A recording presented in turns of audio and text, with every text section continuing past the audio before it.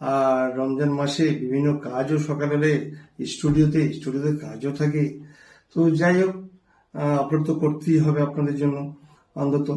তো যাই হোক, আমি আজকে দেখাবো যে যারা সেলিব্রিটি হয়, যারা বড় বড় সেলিব্রিটি হয়, তো তাদের তো একটা করে কথার মধ্যে এমন একটা ভুল করে ফেলে যাতে করে আমাদের শুনতে খারাপ লাগে, পাবলিকের খারাপ লাগে।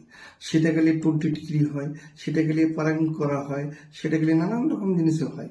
তা দেখলাম যে নুসরত জাহান, তিনি একজন এমপি এবং অভিনেত্রী, এবং সন্দেশখালী গিয়ে তিনি কি বলেছেন একটা বড় ভুল, সেটাকে আপনাদের দেখাবো।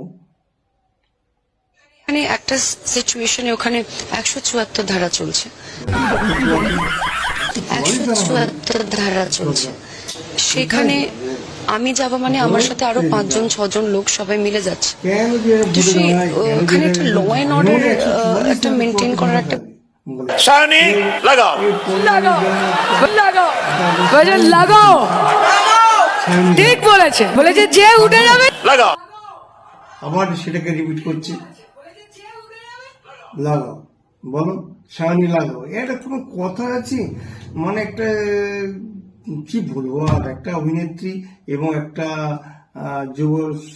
যুব তৃণমূলের সভানেত্রী তিনি কথা বলেছেন। যাই হোক, আমরা ভুলভাল বলে কোনো ব্যাপার নেই। আমরা কেন, যেহেতু ইউটিউব করি, ইউটিউবে নানান রকম কথা বলতে হয়, আমাদের ভুলভাল বলে কোনো ব্যাপার না। আমরা সাধারণত একটা পাবলিক, তাই না? তো যাই হোক, তারপরে চলে যাবো আব্বাস সিদ্দিকী। আব্বাস সিদ্দিকী একটা মজলিসি, এখানে মাঘ ভাতারের গল্প শোনাচ্ছি নাকি? এই ওঠ, আচ্ছা ভাতের কথা হচ্ছে। ওঠ। এই তোকে উঠতে বলেছি তো, যাও উঠে বাড়ি এটা নুরালি ভাষা। যা, দেখেছিস কত বড় বিয়াদব, তোকে উঠতে বলেছি, উঠে যাবি। আবার বলবো, দেখুন এখানে মাঘ ভাতারের গল্প শোনাচ্ছি। কিন্তু আমার পশ্চিমবাংলার যে মানে চিফ মিনিস্টার মমতা বন্দ্যোপাধ্যায়ের কথাবার্তা শুনলে আপনার জান ঠান্ডা যাবে। দেখুন, সে কাজটা কতটুকু সাকসেস হবে কি না হবে সেটা পরের কথা, কিন্তু কথা হলো যে মমতা বন্দ্যোপাধ্যায়ের কথাটা শুনলে কিন্তু আমরা এখনো শান্তি।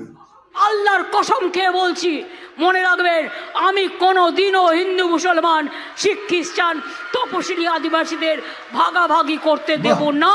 হিন্দু মুসলমান শিখ খ্রিস্টান জৈন সকলকে কারো ভাগাভাগি করতে দেবে না। আমরা একসাথে থাকবো, এক বৃন্তে কুসুম মোরা, হিন্দু মুসলমান, মুসলিম তার নয়নমণি, হিন্দু তার প্রাণ।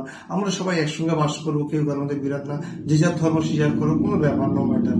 তো আসছি বন্ধু, আবার পরবর্তীকালে একটা ভিডিও নিয়ে আপনাদের সাজিয়ে না। আজকে মাত্র আপনাদের দিলাম একটু সামান্য একটা ছোট্ট ভিডিও এন্টারটেনমেন্ট।